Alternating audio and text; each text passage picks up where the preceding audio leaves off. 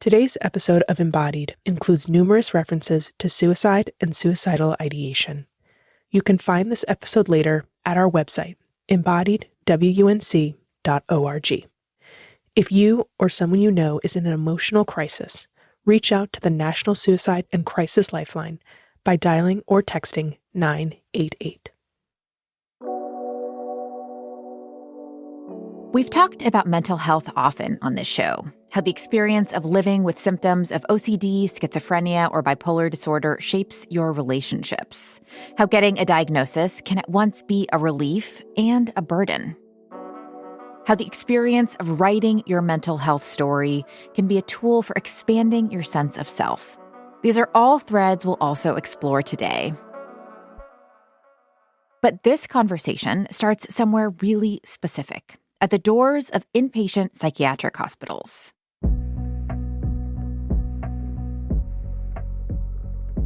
These institutions have been around in some form since the late 1800s, and their numbers peaked in the mid-1950s.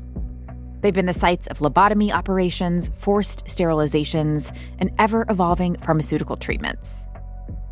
While the vast majority of these institutions have now closed their doors, tens of thousands of Americans each year still experience voluntary and involuntary commitment. And it's those stories that we're talking about today. This is Embodied. I'm Anita Rao. I was led to an office. This was August 1992.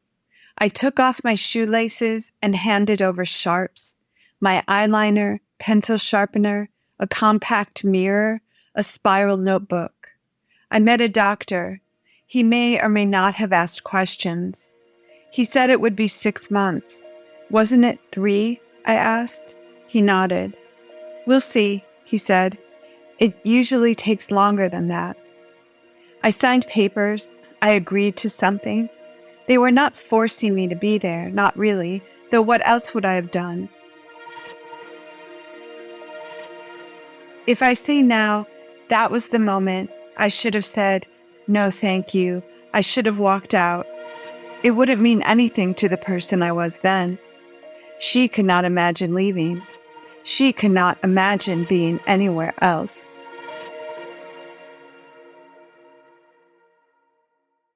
That's writer Suzanne Scanlon reading from her memoir, Committed, on Meaning and Mad Women. That day she describes in 1992 was the beginning of a nearly 3-year-long stay at an inpatient psychiatric hospital in New York City. During that time, she experienced a wide variety of treatments, from antipsychotics and mood stabilizers to psychoanalysis and family therapy. Suzanne is with me now. Hey, Suzanne, welcome to Embodied. Hi, thank you. So you moved to New York City in January 1992. You were 20 years old. You were a college student transferring to Barnard. And 7 months later, you began this years-long stay that we just heard you talk a bit about in that excerpt. So can you tell us what happened in that 7 months time span that led to your commitment? I moved there in January, and I was already quite severely depressed. I can see now in retrospect. And I can also see that it's a very bad idea to be young and depressed and to move to New York City in January when you don't know anyone. And so I had this idea that I would kind of save myself through my intensive kind of study and work, but my depression was certainly getting worse. So I made a suicide attempt, and that led to my hospitalization, a kind of acute crisis in a short-term hospital. And I was there, and I think that was by March when that began. And it was there that I was still depressed, if not worse, after some weeks. And there was this hospital, this long-term hospital that the doctors decided I would be a good candidate for. And so a doctor from that hospital came over, and it was something of a teaching hospital and a research hospital, and they presented it as something that would be actually the best cure or the best treatment for me. And so I agreed to it, and it took some time for them to get a bed for me. And so it wasn't until late that summer that I was moved over there. And again, it was just a few blocks away from the short-term hospital, but it was a completely different way of treating patients. You mentioned the research nature of the hospital that you were affiliated with, and that meant that you were exposed to this wide range of different kinds of therapeutic interventions, different kinds of medications, and you situate your story at a moment in time in which pharmaceutical drugs and psychiatry were really on the rise. So what was it like to be on the front lines of this experimentation with medicine? It took me years only in writing this book to kind of see exactly that specific historical moment, because I think it was presented very much as, a therapy, as an intensive place for long-term therapy, and that would be the main way to kind of heal. And yet at the same time, there was this kind of explosion of pharmaceutical treatments, SSRIs, which had been around, but there were more and more, and there was kind of an increase in use. So that was happening at the same time. And I was, again, I was put on antipsychotic medications that I now see were just ridiculous because they were muting my experience. I definitely wasn't getting better. I was becoming kind of numb through these, and I was sick in a new way. It was like, let's try this one and this one. Nothing was stable for a long time, if ever. You write in the book that they needed me to get better, and instead I got better at being sick. I got better at being a mental patient. I got better at planning my death and better at speaking to psychiatrists. Can you talk about this relationship with the institution and how that evolved over this first 6 months to a year that you were there? Yes, I think that being a young person and being in a hospital with other young people like me, it's inevitable that I, became influenced by these other people, that I became part of this community of young women, mostly mental patients. And so I think that is what I mean when I say that I learned how to be a patient there. And because there was no plan for me to leave anytime soon, I, could sort of indulge or spend a lot of time in my depression, in my sense of hopelessness, in my thoughts of being suicidal. And I think there's this unconscious thing that happens that I wanted to be sick because I wanted the doctor's care. And I'm not saying that as if I had a choice. I don't think it was quite conscious, but I wanted the care that I was able to get there and the attention I was able to get. And, at the same time, we were told it was a problem that we wanted attention. And yet everything about being there was almost like fulfilling that desire for attention. So in many ways, it was offering me something that I really needed at that time in my life. You really beautifully in the book explore this long-term depression as well as the experience of grieving your mom. Your mom died when you were 9 years old from breast cancer. And you spent a lot of time in the hospital thinking about that period of life and how your need for maternal care and comfort was not met for so long and how that was showing up in your experience as an adult. Can you tell me more about that yearning in that time that you were living in the hospital? Well, I think that I had decided, again, as a child does, which isn't conscious or deliberate, but I had decided as she left me that I would become defended against feeling, against being vulnerable. That was how my personality formed, with this idea that I could, save myself, that I could be so strong and powerful that I wouldn't be vulnerable anymore to that kind of completely devastating loss. But I also don't think at that age or as a young girl, it was possible to feel it. And so when I left and went to college for the first time and moved to New York, I think that was when I felt it in a new way. I understood what I'd lost in a new way by not having a mother, because I had never felt so completely on my own. And so being in that hospital had me feeling that, none of my attempts or strategies to move beyond that had worked at all. And here I was, I'd completely fallen apart. And I thought a lot about my mom in the hospital too, because she was sick and my last memories of her were in the hospital. And that was when I saw her, as a young girl, I saw her falling apart and kind of her pain sort of making her vulnerable and losing the kind of the personality I needed as a mother. I needed her to be. And so in some ways, again, I think I was returning to her without intending to to that sense of needing help, of needing to be cared for. You had the experience 20 years after leaving the institution where you got access to your medical records, and you reflect in the memoir about how the process of reviewing those records showed you in some ways how the way that you told your story about your mental health was evolving over the course of your time living in the institution. What was it like to read about your younger self through the eyes of the doctors that you had been seeing? Well, it's bizarre because I can't, in general, recognize the person they're writing about. When I asked for the records, I really hoped that there would be kind of day-to-day details, and those weren't there. It was a shorter stack of summary, and there was a very clear narrative written to present the beginning, middle, and end of my stay and my treatment there. And that was really so strange to me because it never felt like that for me. And I've never looked at the experience that way.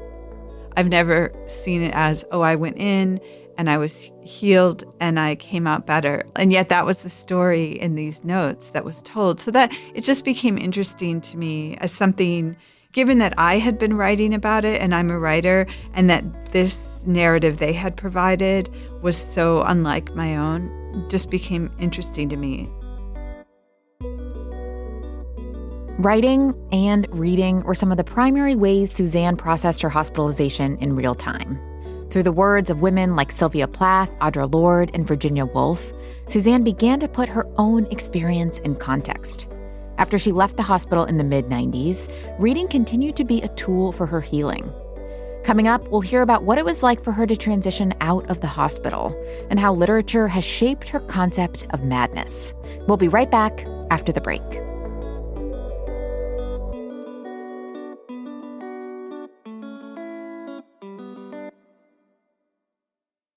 This is Embodied, our show about sex, relationships, and your health. I'm Anita Rao.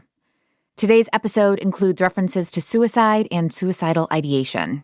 If you or someone you know is in an emotional crisis, please reach out to the National Suicide and Crisis Lifeline by dialing or texting 988. Suzanne Scanlon spent nearly 3 years living in an inpatient psychiatric facility in the early 1990s. We left off hearing about her day-to-day life there, from the experimental therapies and drugs to her processing the loss of her mother. Towards the end of her stay, Suzanne was permitted to leave the ward during the day to attend classes at Barnard.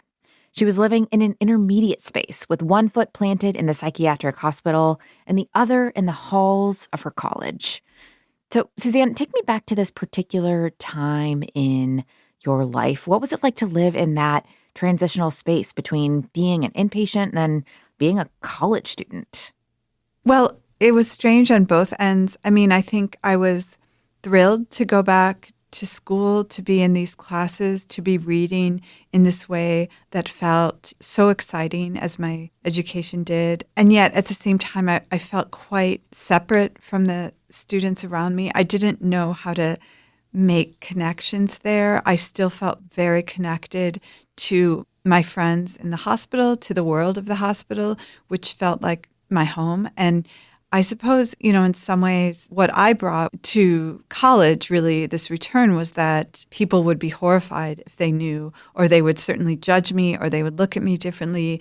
I wouldn't be seen as just another student if I sort of presented that. But also, whether or not they would respond that way, I just didn't know how to explain it, and I felt great shame around it, around my experience, even though, it was the only way I could step back in was with this sort of gradual approach. I still felt really ashamed of where I'd been, how long I'd been, that I was still there. Yeah. You mentioned that you formed some really deep friendships and relationships in your time living in the hospital, and you lost touch with a lot of your friends from life before, but you made friends that were living alongside you. And there's one in particular that you talk a lot about named Hank. And I'd love to learn a little bit more about the significance of that friendship for you in those years.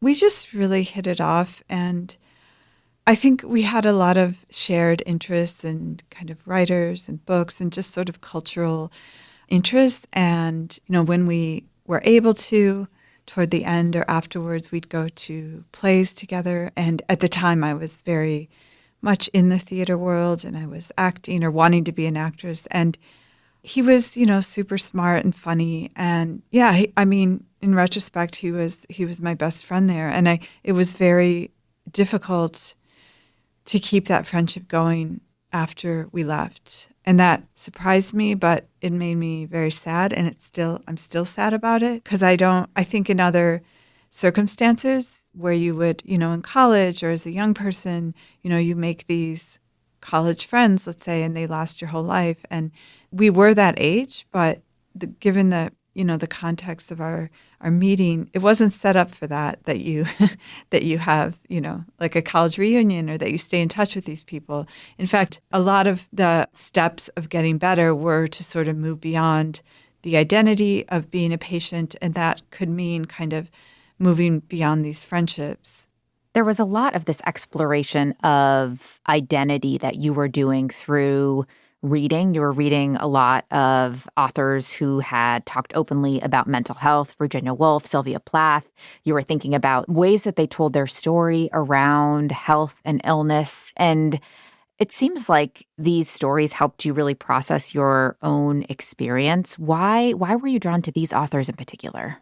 Well, again, they were writing about the things that people didn't like to talk about. They were writing about these states of, extreme psychic difficulty that would lead somebody to want to die. And those weren't things that people talk about. They still are things that people don't like to talk about. And you can be shamed or stigmatized, as we know, for dealing with these issues. So it was thrilling to me to find these writers who were having these conversations. And it continues to be. And I think I was always getting messages that, these people were romanticizing mental illness and so on. And that's, again, a kind of built-in stigma we have. And yet it wasn't romantic to me, but it was representing something real. It was representing what my life was and what clearly many people's lives have been. And so it took me years, I think, to really embrace the importance of these writers and the power of these writers in helping me to get through and to understand it, to make meaning of my own experience with mental health. We talked earlier about when you signed into the institution, you had to kind of say that this was happening voluntarily and you chose to go in. And as the years went on, your perspective around how voluntary these terms were began to shift. Can you tell me about that and what the process was like of figuring out how to leave and how much agency you had in that? Well, I think I was so young and I was so depressed that I was very passive from the beginning, from the moment I entered the hospital. So that the idea that I was making a choice is strange to me now because I didn't have perspective at the time. I couldn't see ahead to the next 3 years. I couldn't see the consequences of this that would last for a long time. So I went along with it. I went along with the suggestions, both in the short-term hospital, in the decision to move to the long-term hospital. My saying no to any of that would have been going against doctor's orders. It would have required a kind of strength that I was there because I didn't have that. I wasn't able to make any, positive choice for myself. I wanted to die. I was so depressed. And so I was so desperate for help, and I was doing what I was told would help me. You had a turning point in your hospitalization experience that you describe as a decision not to consider suicide. And that felt like a big moment for you, feeling that kind of active agency. How did you come to that moment? That was after I left the long-term hospital and I had been trying to live on my own. And it was extremely difficult after being a patient for so long to sort of make my own life. And I had this, I think what they call learned helplessness, which had been reinforced being in the hospital. So I was continually rehospitalized. And I think there was one point at which that had gone on for so long. And I began to see it was a dead end. I began to see this was not helping me. And maybe it was because I'd being able to be in school or was around people who were enough outside of that world of the hospital. But something clicked for me one day that this is a dead end and you could stay here in this dead end for the rest of your life. And people do. And, I don't judge anyone because people need help. But I had something in me that was able to then try a different way. And I don't at all want to pretend that that was sort of an obvious or clear. I didn't trust myself even to announce that that was happening. In retrospect, I can see that that's what I did. But I didn't trust it would work. And my life was not suddenly better. And it's been very difficult. And it was especially difficult for the many years after that. You had this evolution in your thinking about what it means to get better, and you really wrestled with that in your time living in the hospital, whether you have to get worse to get better, which was something that you heard a lot, whether there is this binary between I'm sick and now I'm well. As your years kind of since that time have increased, how has your perspective shifted on what it meant to get better? Well, I think that in many obvious ways, I did get better. I haven't been hospitalized, for one thing.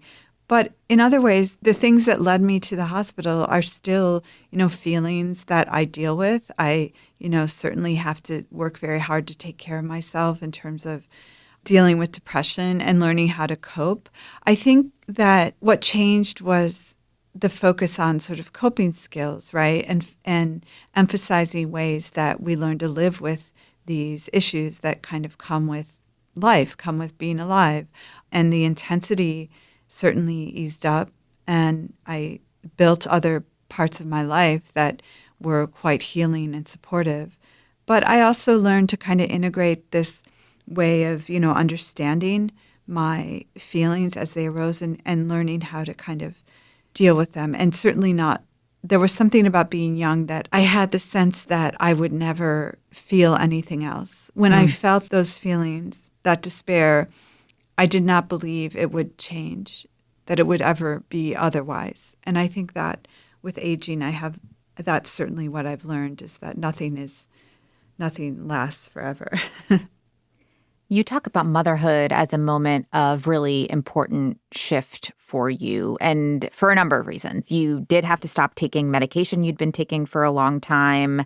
You tried new medication in that era, but there was also a lot about mothering that seems like kind of helped you learn how to sit with discomfort. Can you talk a little bit more about motherhood and that shift for you? Yes, well, I think it, is also connected to having had very loving and supporting relationships in my life. And my husband then was, quite loving and supportive. So all of that was part of this healing, I would say, and success in other areas of my work life. But there was something about having my son it was such a joy in a way that I think really connected me to my mother again, to the kind of mother-daughter, parent-child relationship in a new way.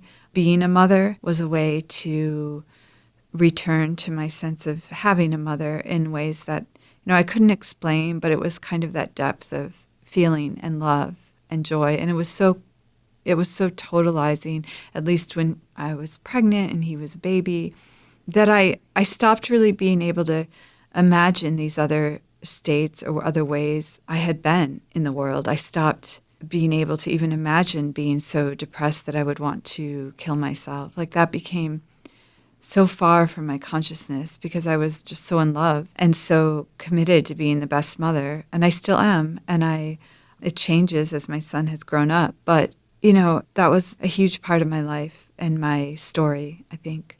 You talk a lot in your book about other narratives of illness and the ones that you looked to from the past, the ones that were being published at the time when you were in the hospital, Girl Interrupted, for example. And then in your years since leaving, the ways that you have acquainted yourself with more diverse narratives, realizing that a lot of the people that you were surrounded by in the hospital were white, like you.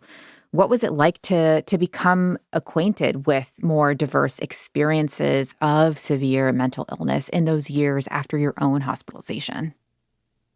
Yeah, I mean, I want to say that not everyone was white like me in the hospital. Perhaps the majority of patients were, but I do think that the majority of narratives like Girl Interrupted or The Bell Jar that get presented as mental hospital narratives, or the main ones, are, of course, white women.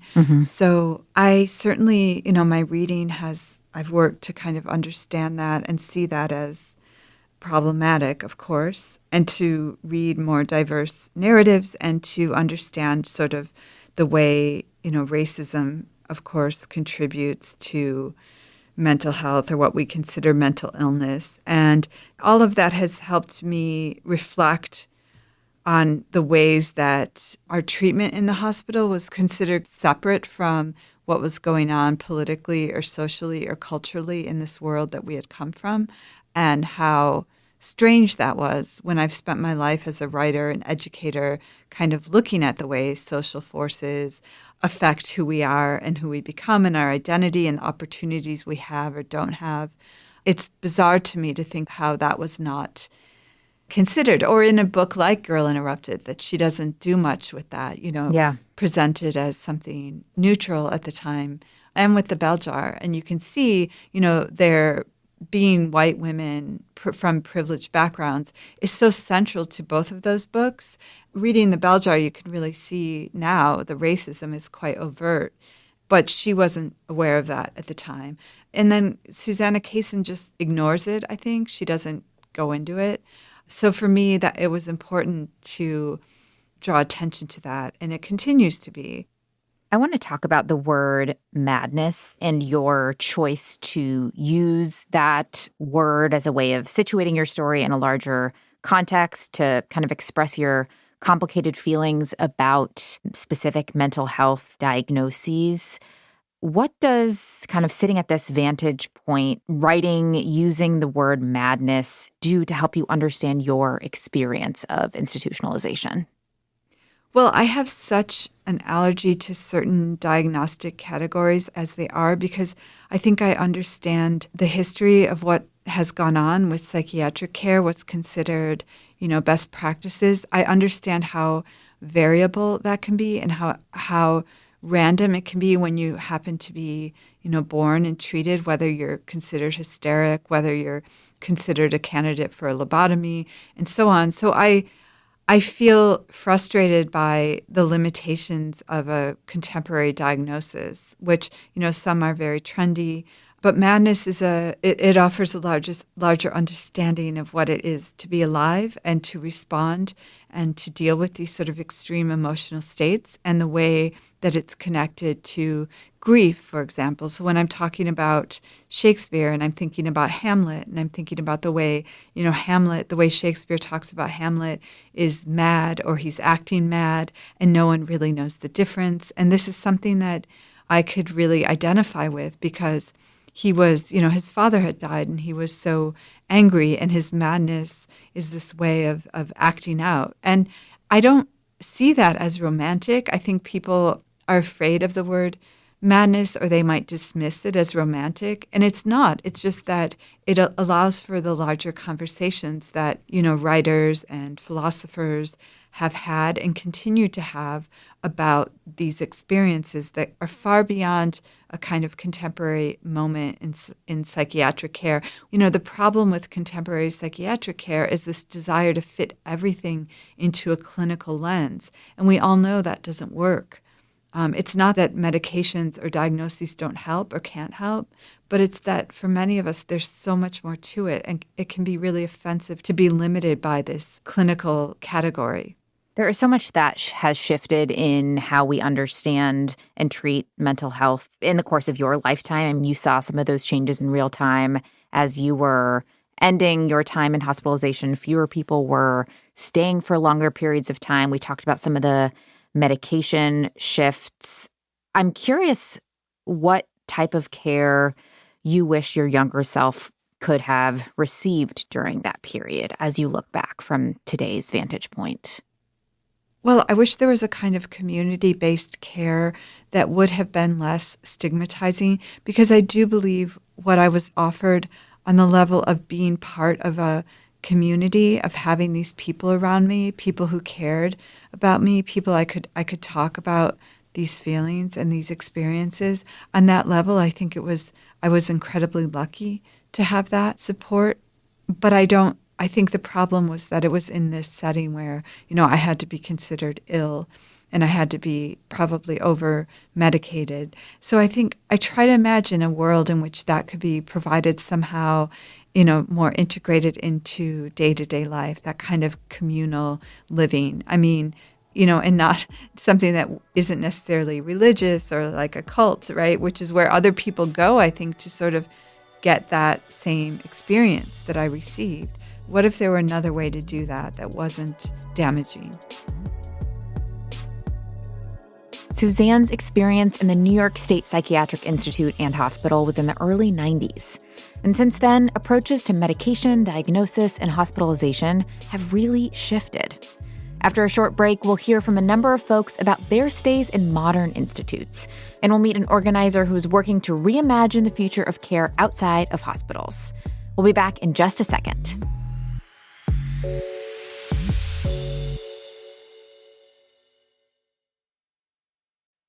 This is Embodied. I'm Anita Rao, and today we're talking about inpatient psychiatric care.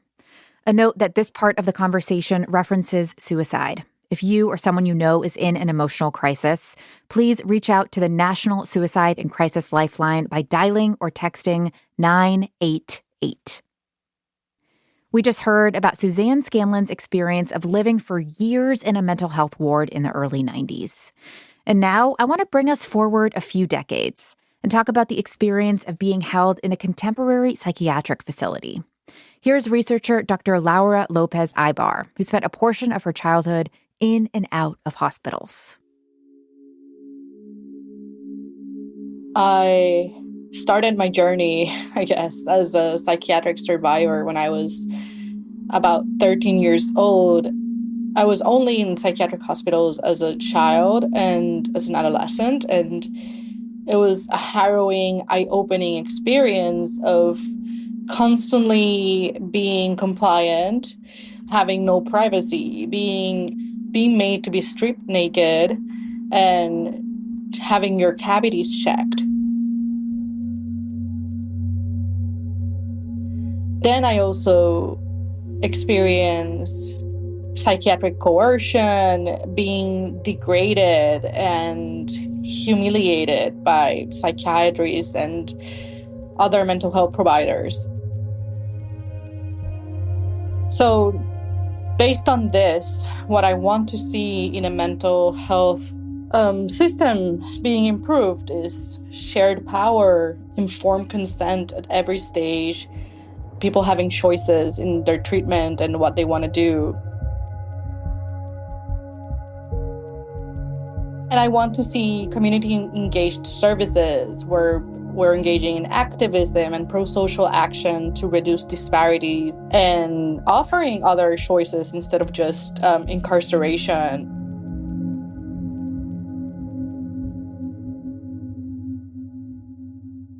We'll get into some of those alternatives to inpatient psychiatric care in a little bit. But first, one more perspective from interdisciplinary artist Chanika Svatvilas.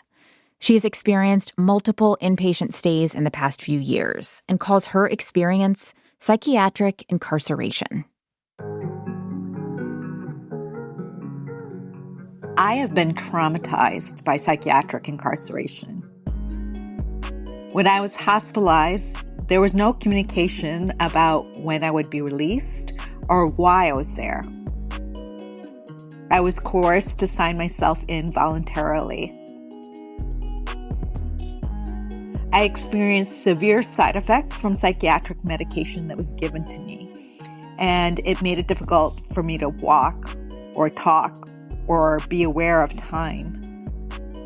The second time I was hospitalized was for a suicide attempt. And I do remember waking up strapped to the bed. I had coughed up activated charcoal from having my stomach pumped. What I remember most was being scolded for my actions. There was no compassion.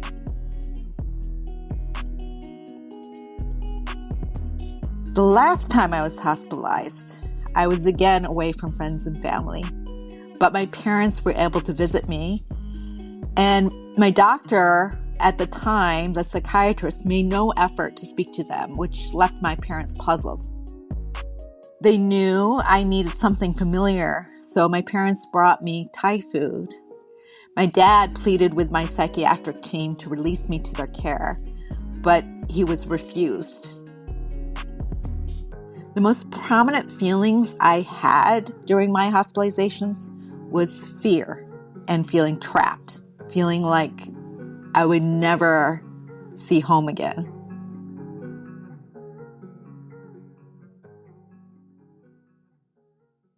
Today, many folks who have experienced involuntary institutionalization call themselves psychiatric survivors. Activist Stephanie Lynn Kaufman Mtimkulu considers themselves to be in that group. They were institutionalized twice, once when they were 17, and the second time when they were in college at Brown University.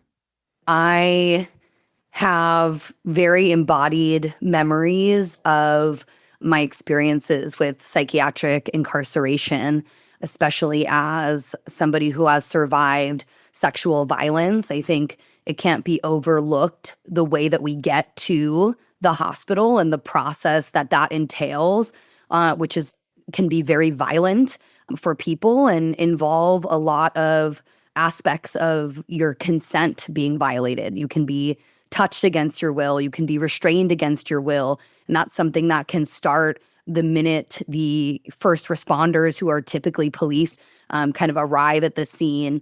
I can feel myself, as we're speaking, getting warm, having memories of being injected with a sedative against my will.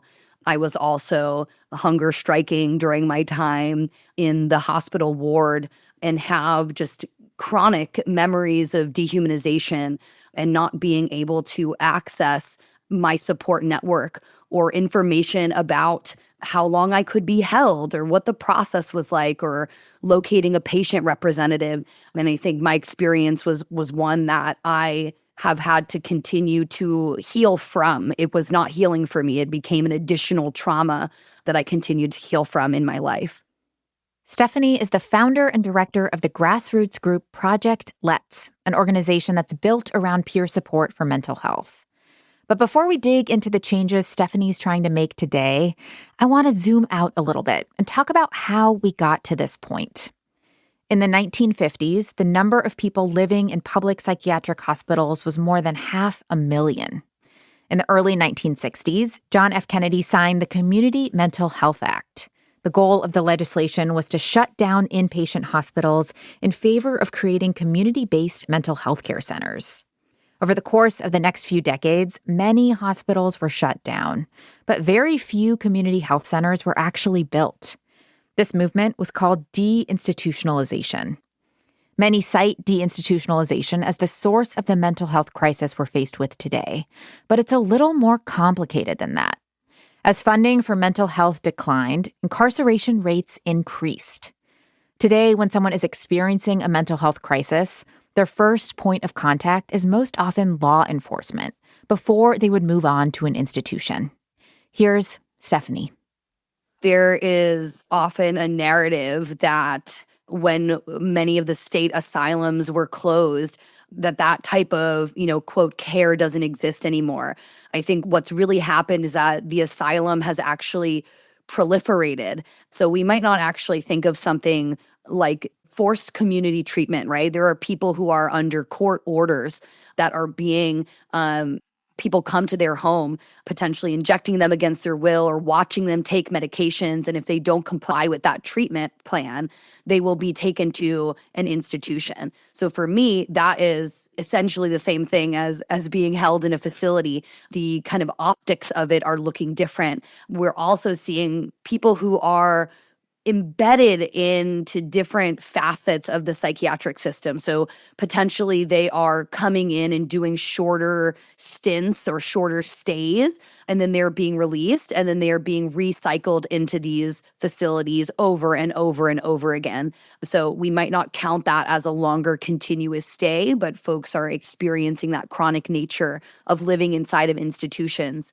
So I have worked with folks who stay for 72 hours, for a week, 10 days, for months. Some folks I worked with have stayed up to half a year, longer than that. And oftentimes as well, it is under the guise of threat. So folks might look like they are voluntarily signing themselves into continued treatment, but that is being done under some kind of pressure or coercion, or being told that it'll look better for you if this is not involuntary. I want to talk about some of the work that you are doing to create community care alternatives to inpatient psychiatric care. And I'd love for you to share some specific examples of what those alternatives can look like. Absolutely. Something that's really important in the work that we do is understanding that healing is something that is self-determined, and it can look like a lot of different things for a lot of different people. And that is where we start. So if we're thinking about community care, it doesn't just mean that it's happening outside of institutions. We're really thinking about what are the values that make community what it is. That is knowing people, having relationships with people, being able to gather as much context as we can about people's experiences or what is moving around them, what is happening in their life world, so we can understand and meet their needs a little bit better. So for some people, getting care in the community might mean having people bring food to you. For some people, it's access to money. So that's something that we do at Project Let's, having mutual aid funds and stipends for people to access, whether it's medications or a safe place to stay. Sometimes someone's in crisis and they just need to get out of their home or the current environment that they're in and be in a different space. So how can we make that happen? For some people, it looks like ongoing peer support, where you are receiving care and engaging in mutual reciprocal relationship with other people who navigate similar aspects of your lived experience. So community care can be so many things. And the most important thing is that it's defined and determined by the people who are seeking this support. You have had moments of acute crisis and self-harm since you began getting more involved in this work, and you've called on peer mental health advocates and tapped into some of the systems that you've helped create for other people. Can you talk about what this experience was like for you to get this kind of alternative model to care, unlike the models you experienced growing up?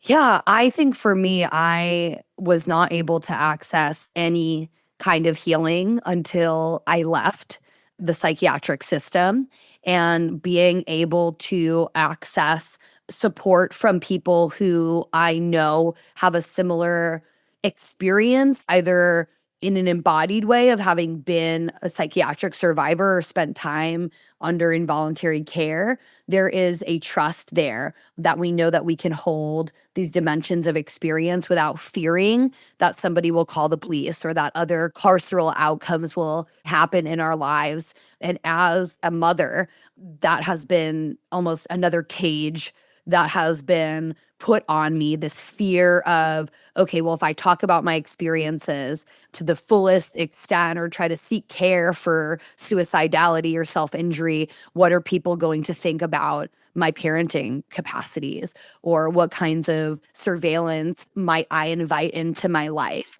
And as somebody who has had experiences with paranoia that have both been rooted in a very real place and also have gotten, I'll say, loose and been part of what's drawn me into crisis, it is so important for me to know that who I share information with, it will stay there, and that we have, boundaries in a container in that relationship to be able to hold that. And that someone can tell me, hey, this is not something that I can fully hold by myself. What can we do here? So that has been really huge for me. I will say that even within the last few years, I had attempted suicide after I gave birth to my daughter. And I had a moment of saying, okay, you're a mother now. the right thing to do is try and go back to the mental health system. And I remember calling about like 15 different providers. Nobody had any space to see me within like weeks. And one person said that they could hold an appointment for me if I put a $250 deposit down, and maybe I'd get an appointment within a few weeks. And I remember hanging up and saying, oh my God, like, so much of the reason why I'm experiencing these feelings is due to financial stress, and that is certainly not helping. And I was able to connect in those moments with peers and with non-clinical healers who were more rooted in a spiritual lens and in lineages of ancestral healing and community-based healing. And that was hugely important for me as well, to turn to folks who were coming at these types of crises not solely from a medicalized lens, and actually encouraging this kind of breaking open and really leaning deeply into the experience and not just shoving it away enough so that I can continue functioning as a person or as a mother. So for me, I needed the space to fully break open. And that was something that peer support was able to hold for me. Non-clinical healers are able to hold in a way that I never experienced within the mental health system. Centering the needs of people who've experienced mental illness is a core part of Project Let's. And that kind of care is something we heard about from a few other folks as well, including Chanika Svatvilas, who we introduced earlier. Chanika is actually a psychiatric survivor clinic facilitator with Project Let's, where she supports others who've been harmed by psychiatric hospitalization. If we're going to talk about the future of mental health care in the United States, first, we have to acknowledge the societal and cultural context. And I'm not just talking about stigma, but oppressive systems like the medical industrial complex, which is dependent upon profiteering from our well-being. And it usually does not incorporate alternative or non-Western methods of healing. We also have to acknowledge that mental health care is not going to remedy systemic racism, lack of housing, or food insecurity. Mental health care is not about what you do in crisis. It's about supporting each other and recognizing our interdependence. We need each other, and we cannot live in isolation. Mental health care has to be a collaborative process, which means working together as a community.